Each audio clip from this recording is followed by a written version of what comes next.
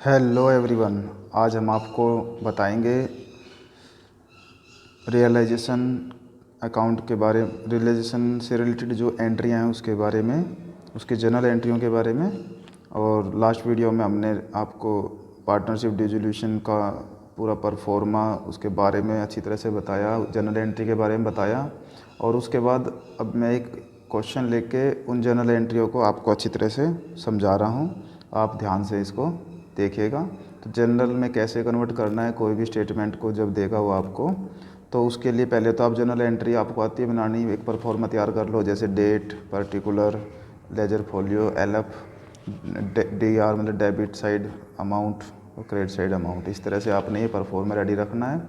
फिर उसके बाद जब भी कोई टॉपिक देगा उसके अकॉर्डिंग आपको एंट्रियाँ पास करनी है।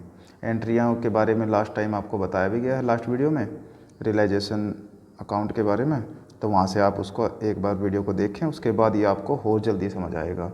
बाकी फिर भी मैं रिपीट करता हुआ चलूँगा पिछली बातों को भी। तो एक एक करके हम चालू करते हैं। सबसे पहले यहाँ पे लिखा हुआ इस क्वेश्चन है, pass general entry for the following transaction. तो यहाँ ये 4 नंबर में आ जाता है, इसलिए आपको बताया जा रहा है। Realisation expenses amount 5000। तो रियलाइजेशन जो अमाउंट है वो 5000 रुपीज़ है। जब आपको ये ना बोले कैसे दिया गया है तो नगद में ही दिया गया है, ठीक है। तो 5000 रुपये रियलाइजेशन खर्चे के ही हैं। और एक्सपेंसेस है जो रियलाइजेशन की जब आप एंट्री बनाते हैं खर्च वाली, तो वो उसके डेबिट साइड में आता है, ठीक है। तो एंट्री बनती थी realisation account debit to cash या बैंक अकाउंट। तो यहाँ पे भी आप इसी तरह से एंट्री बनाएंगे। एंट्री इस तरह लिखेंगे आप, realisation account debit to cash या बैंक, ठीक है। तो मान लो आप बैंक यूज करें तो बैंक ही लगाओ हर जगह, कैश यूज करें तो कैश ही लगाओ। एंट्री आपने बना दी। और ये जो कॉलम है अमाउंट वाले, उसमें आप अमाउंट डाल देंगे 5000 और ये 5000। इस तरह से पहली एंट्री आपने बनाई, ठीक है। उसके बाद नरेशन में भी आप लिखेंगे, नरेशन में आप लिखेंगे रियलाइजेशन एक्सपेंसेस पेड 5000। यहाँ पे आप इस तरह से फिट कर देंगे मामला, ठीक है। नरेशन लिखनी चाहिए, जो हमें स्टेटमेंट दी होती है वही नरेशन होती है लगभग, कोई दिक्कत वाली बात नहीं है। उसके बाद फिर नेक्स्ट जो आपके पास लिख, ये यहाँ डेट में डेट नहीं दी गई है ना, तो क्वेश्चन नंबर 1 ही डाल दो ऐसे, ठीक है। तो उसके बाद है realisation expenses 8000 were paid by partner X. अब की बार रियलाइजेशन एक्सपेंसेस जो 8000 रुपीज़ है उसको एक्स पे करेगा, ना कि कैश में पे करना है। तो यहाँ पे बैंक या कैश की जगह उस पार्टनर का नाम आ जाएगा। तो इस तरह से आप सेकेंड एंट्री बनाएंगे कि realisation account debit to partner का नाम, पार्टनर का नाम एक्स है तो यहाँ पे आएगा एक्सिस कैपिटल अकाउंट। किसी व्यक्ति का नाम, फर्म का नाम डायरेक्ट लिखना होता है, उसका ये लगा के ऐसे जब करना होता है। तो इस तरह से आपने ये एंट्री बना ली है। और अमाउंट 8000 आपने कॉलम में डाल दी, ठीक है। उसके बाद नेक्स्ट है, कहते हैं रियलाइजेशन एक्सपेंसेस अमाउंट 10000। अब की बार रियलाइजेशन एक्सपेंसेस 10000 है, were paid by the firm on behalf of A partner, partner के बिहाफ पर दिए गए हैं। तो यहाँ पर 10,000 रुपये फर्म ने पेड कर दिए हैं और एक्स ने कहा कि भाई मेरे बिहाफ पे दे दो आप। तो अब कंपनी ने 10,000 रुपये दे दिए हैं, तो अब कौन भरेगा इसको? पार्टनर भरेगा इसको। तो पार्टनर के कैपिटल अकाउंट से कट हो जाएगा पैसा, तो उसका रियलाइजेशन में कोई रोल नहीं रहेगा। तो पार्टनर के वैसे कैपिटल का बैलेंस डेबिट होता है ना, क्रेडिट होता है, और अब उसको डेबिट कर दिया जाएगा घटाने के लिए। तो यहाँ लिखेंगे पार्टनर, पार्टनर का नाम यहाँ मेंशन है नहीं है, तो फिर आप इसी तरह लिखेंगे partners capital account debit to bank या कैश अकाउंट, ठीक है। अब उससे ले लिए गए हैं, थर्ड एंट्री आपकी बन गई है। अमाउंट था आपका 10,000 रुपीज़, तो ये आ गया आपका 10,000 रुपीज़, ठीक है। इस तरह से आपको ये एंट्री पास करनी है जब कोई पार्टनर अपने बिहाफ पर उस पैसे को देने के लिए तैयार हो जाता है, ठीक है। उसके बाद फोर्थ केस है रियलाइजेशन एक्सपेंसेस अमाउंट 15,000। अब की बार रियलाइजेशन जो अमाउंट है वो 15,000 रुपये है, were paid by the firm, ये भी फर्म ने पेड कर दिया है। Mister X, one of the partner has to bear the expenses. इसमें और जस्ट इससे ऊपर वाली आपने जो लाइन कंप्लीट की है उसमें क्या फ़र्क है, यहाँ पे पार्टनर के बिहाफ पे दिया था, पार्टनर का नाम नहीं था, यहाँ पे मिस्टर एक्स, ठीक है ना, जो एक पार्टनर है। बस सेम बात होगी है, ये भी वही एंट्री है, पर यहाँ पे पार्टनर का नाम नहीं लिखा था, यहाँ पे पार्टनर का नाम लिखना पड़ेगा। तो एंट्री में पार्टनर आ जाएगा, मतलब कि X is capital account debit to, ले लो उससे पार्टनर से पैसे, ठीक है, बैंक अकाउंट। ये आपका फोर्थ केस कंप्लीट हो गया है। अमाउंट 15,000 रुपीज़ की बात हो रही है, तो ये 15,000 रियलाइजेशन एक्सपेंसेस के यहाँ पे दे दिए गए हैं। उसके बाद फिर और रियलाइजेशन मतलब हर एक रियलाइजेशन एक्सपेंसेस को डीपली लेके जा रहा है, मुश्किल से मुश्किल कंडीशन बना के दिखा रहा है आपको। तो आपको ध्यान रखना है कब कैसे क्या करना है। तो realisation expenses amount 20,000 were paid by the firm, यहाँ पे अब की बार 20,000 पेड करने हैं। 8,000 were to be borne by the firm and balance by Maruti a partner, ठीक है ना, ध्यान रखना। तो 8,000 रुपये तो बोर्न बाय फर्म के द्वारा, और बचे हुए सारे मारुति एक पार्टनर है उसके द्वारा। तो देखो कैसे करना, फिर एक बार और सुन लो कि भाई यहाँ पे 20,000 रुपये हैं जो रियलाइजेशन के, उसमें से 8,000 रुपये तो फर्म देगी और बचे हुए मारुति देगा। तो यहाँ पे नगद का और पार्टनर के देने वाला केस मिक्स कर दिया, मतलब फर्स्ट और सेकंड केस हमने जो एंट्री बनाई ना उसको मिक्स कर दिया है, एक साथ कर दिया मतलब। तो किस तरह से एक साथ कर दिया है, जैसे फर्स्ट एंट्री है रियलाइजेशन टू बैंक, सेकंड है ये टू एक्स, तो यहाँ पे रियलाइजेशन एक बार लिख दो और टू में बैंक भी और एक्स भी, एक्स है तो एक्स, या कोई नहीं है तो खाली पार्टनर भी आप लिख सकते हैं। इसमें ओनली मारुति है तो मारुति लिख देंगे। तो एंट्री क्या बनेगी दोनों के मिला के पांचवें केस में, यहाँ पे लिखेंगे आप ऐसे, रियलाइजेशन अकाउंट डेबिट, ठीक है, रियलाइजेशन अकाउंट डेबिट। इसके रियलाइजेशन वाले केस में तो जितना हम नगद, मतलब जो फर्म दे रही है रियलाइजेशन के नाम से आ जाएगा, और जो पार्टनर है मारुति तो मारुतिज कैपिटल अकाउंट डेबिट, तो जो मारुति देगा बचे हुए, अब टोटल 20,000 रुपये हैं, 8,000 रुपये फर्म ने दिए तो बच गए 12,000 रुपये, ये मारुति दे रहा है टू बैंक या कैश जो भी आप यूज कर रहे हो इसमें। टोटल अमाउंट आ गया आपका 20,000 रुपीज़, ठीक है। तो इस तरह से एंट्री आपने पास करनी है। जब किसी क्वेश्चन में ये बोल देगा कि भाई वो टोटल अमाउंट इतना है, उसमें से कुछ बिजनेस दे रहा है कुछ पार्टनर दे रहा है, तो फिर बिजनेस का उसमें तो रियलाइजेशन के नाम से आ जाएगा, और वो पार्टनर जो देगा वो पार्टनर के नाम से आ जाएगा। उसके बाद आगे हम पढ़ते हैं स्टेटमेंट को, कि यहाँ पे कहता है डिसोल्यूशन या dissolution expenses amount 20,000 sorry 8,000 were paid by borne by the firm and balance by Maruti a partner. तो यहाँ तक तो ऊपर वाली सेम लाइन ही तो है ये सारी, पर आगे क्या लिखा है, एक छोटी सी और लाइन एक्स्ट्रा डाल दी, the expenses were paid by Maruti. तो कहता है एक्सपेंसेस पेड कौन करेगा, मारुति करेगा। तो लास्ट में जो एक्स्ट्रा लाइन डाली उस वजह से सारा सिस्टम चेंज हो गया है। तो सारा का सारा हिसाब कौन भर रहा है भाई, मारुति भर रहा है। मतलब जैसे सेकंड एंट्री आपने बनाई थी उसी के ब्याह पे ये एंट्री पास होएगी। अब जो आपकी अब बनने वाली है सिक्स केस में जो एंट्री बन रही है आपकी वो ये है, यहाँ पे आएगा realisation account debit to Maruti's capital account. सारा मारुति भरेगा पैसा, क्योंकि लास्ट में उसने लिख दिया, ठीक है ना। वो कैपिटल अकाउंट में उसका हिसाब कर देंगे बाद में जाके, वो बाद का मैटर है।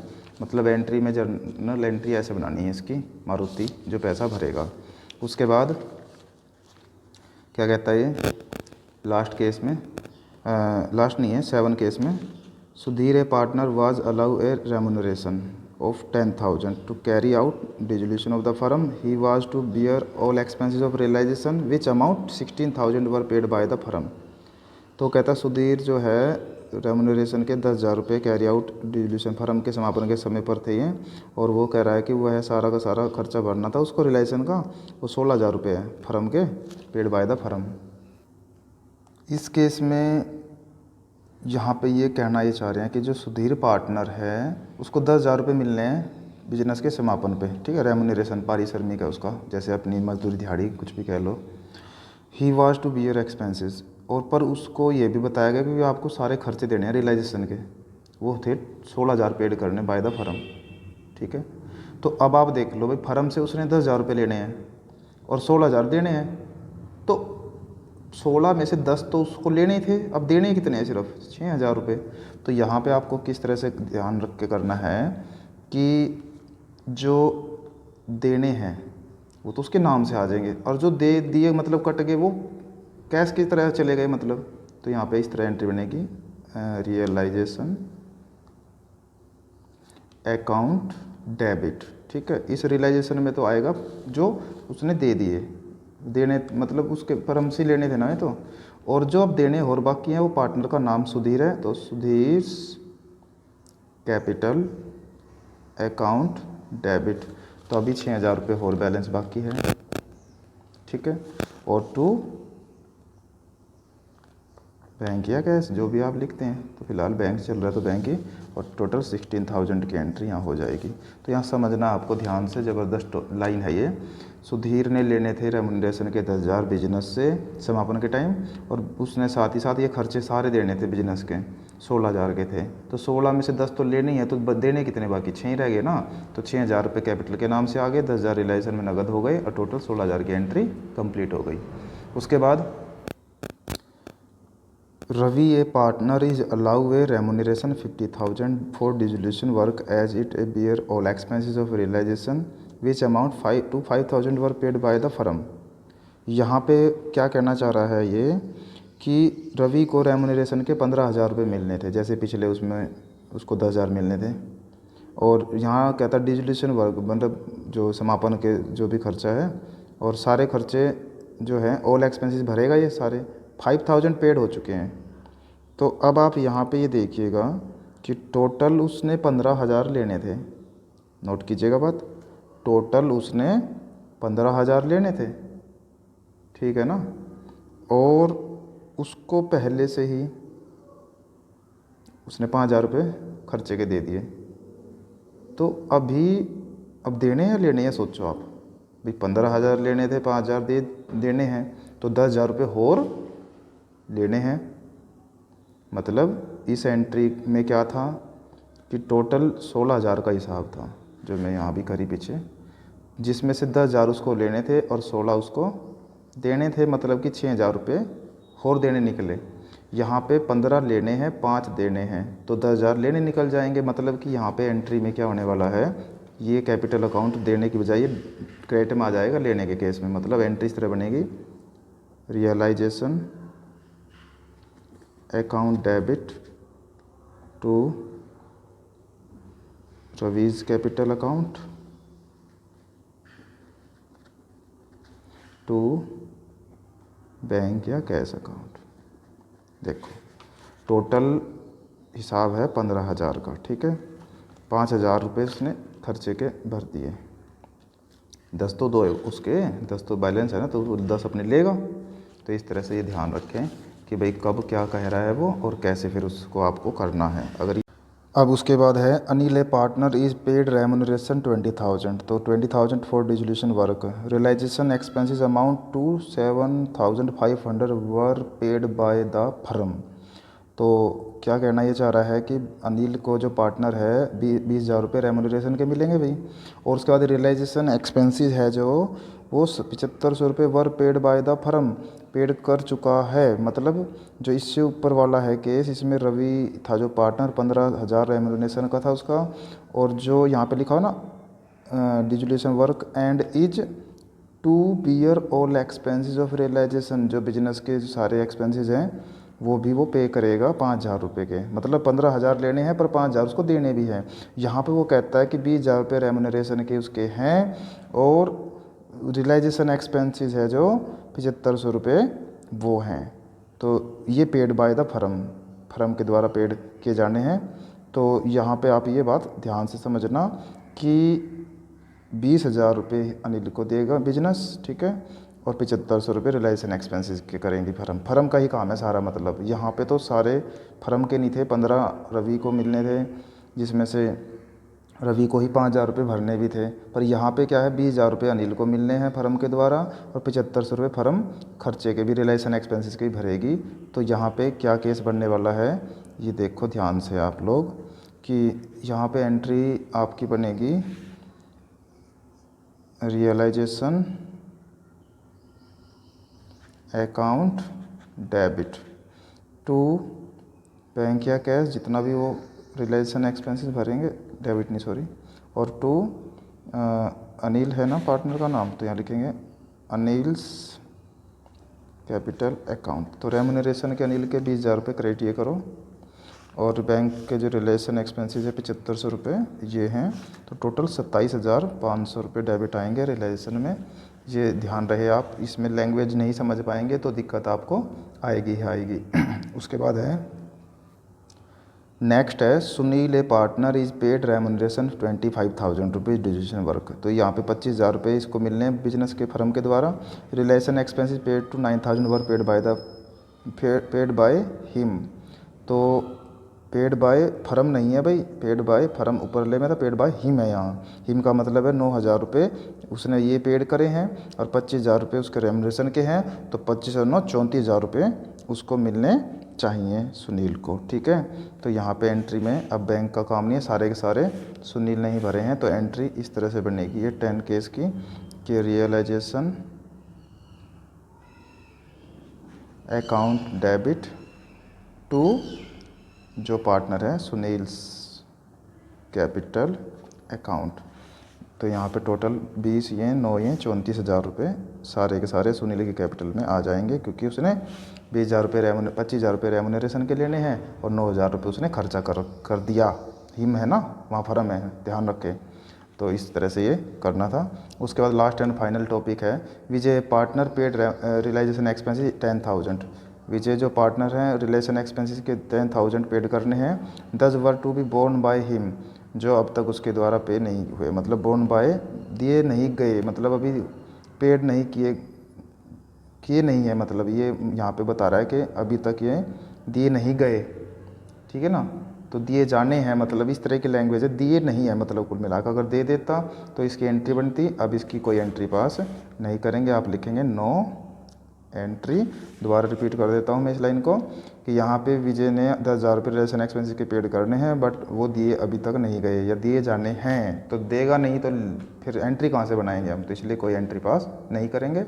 तो इस तरह से मैंने खर्चों के बारे में, रियलाइजेशन के, और कुछ ये बहुत बढ़िया बढ़िया बातें थी जो आपको समझाई और आपको आई भी होंगी। तो आप प्रैक्टिस करें। ये 4 नंबर में 4 लाइनों से कोई सा भी क्वेश्चन आ सकता है, इसलिए मैंने इसको आपको अलग से समझाया। रिलेशन एक्सपेंसेस, रिलेशन का जो परफॉर्मा या फिर उसकी एंट्रियाँ वो तसल्ली बख्श पीछे बताई जा चुकी हैं। Thank you.